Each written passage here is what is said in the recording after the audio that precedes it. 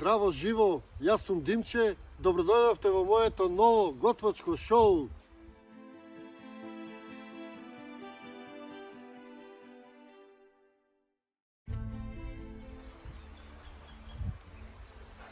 Сигурно се прашувате што снимам овој сега, што е работа.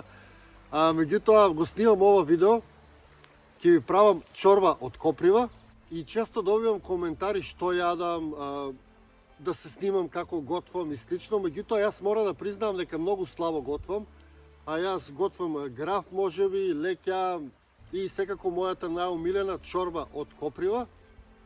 И се решив, затоа што е малце поразлична и поинтересна, да ви снимам како правам чорба од коприва и да ја задоволам таа ваша љубопитност. А и сега кога си снимам уште едно видео, ако може да гледате веќе почесто снимам видеа и ќе се трудам така да биде и во иднина. Тоа го правам највеќе поради вас, гледам дека има интерес, па додека има интерес јас ќе снимам и додека имам поддршка секако. Сега да се вратам на видеото, значи ќе ви приготвувам чорба од коприва. Значи како што кажува самото име, ово јадење се прави главно од коприва. Значи коприва има секаде, тоа е едно чудотворно растение. И убавото за копривата е што освен што има секаде, таа е многу здрава и е многу хранлива. И важно е за копривата да ја берете со голи раци ако можете. Затоа што иако боцка, верувајте се навикнувате и е многу здраво да се изжуркате малку со коприва. Така е коприва. Иначе, за копривата, веќе знаете, сигурно знаете, и имам и јас снимано, а и други е тоа дека може да се јаде и жива, без да се изжуркате. Тоа се прави на тој начин што кинете коприва и ја вртите надоле, значи боцките да бидат надоле и со раците ги кршите боцките на копривата. Значи нежно овака. На некој начин ги тргате боцките од копривата, кога е свртена вака наопак она вас не ве журка, така може слободно да ја фаќате, значи ќе ги искршите тие боцки, потоа продолжувате да ги кршите боцките во вид на топче може да си направите, да бидете сигурни дека нема ни една останата и да изедете. И верувате, ова некаде во природа може да ви го спаси животот, не дај Боже доколку се изгубите некаде. Ова ви едно од работите кои што може да ги јадете, а се наоѓаат секаде и секако немаат нози да ви избегаат, можете многу лесно да уловите коприва. Ја гледате, че кинете, правите топка и ја јадете ја. Ете така. Иначе многу вкусно, јас ја обожавам, затоа и ви ја правам оваа чорба. Ајде сега да наберам коприва и да приготвиме чорбата.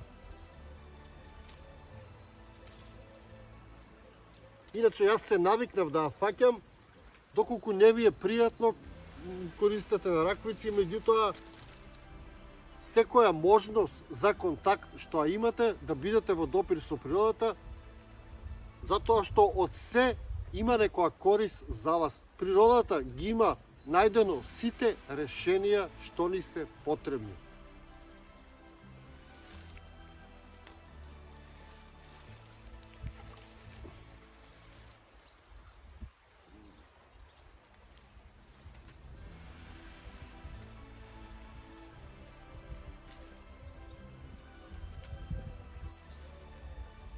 Соберете си повеќе коприва, затоа што кога ќе ја готвиме, таа се собира, па останува малку. За еден човек е доста. И јас мислам дека кучињата највеќе ми се лутат што готвам ваква храна, што не јадам месо, па така не останува за нив, меѓутоа тоа е тоа. За нив има друга храна, а јас си спремам коприва.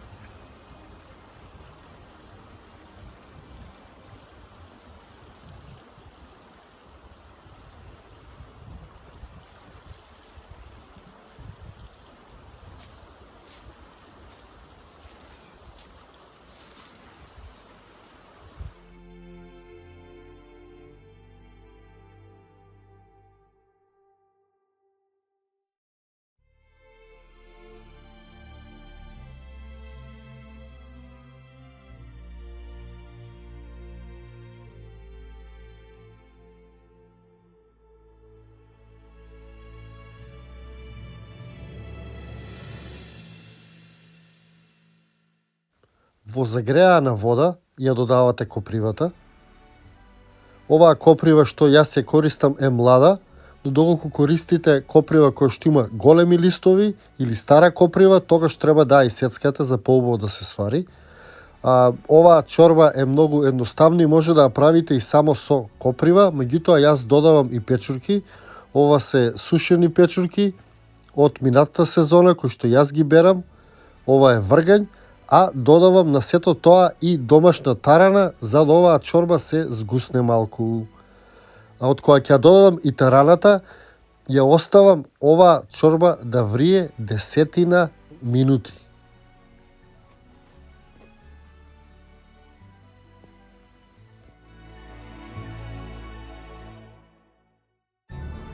Додека се прави чорбата, да ви раскажам едно од моите омилени приказни. Таа се однесува за мудроста на еден стар човек, значи на еден дедо, кој што после отсуство од 2-3 дена се враќа во својата куќа на село, гледа дека е ограбен, се му испревртено, тој гледа наоколу во собата во која што влегува, оди на ке прозорецот, го отвара прозорецот и пред него се отвара неверојатен поглед на долини, на планина, затоа што неговата куќичка се наоѓала на високо, и тој гледајќи во таа убавина само рекол: ех, да можев напашот и овој поглед да му го дадам. Па истото го помислив и јас. Ех, да можам овој поглед да ви го подарам.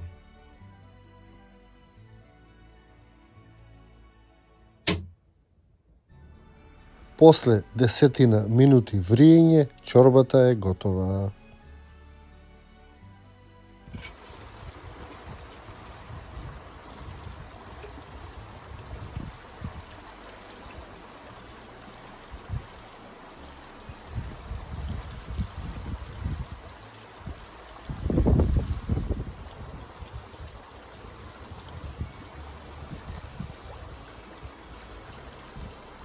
На здравје!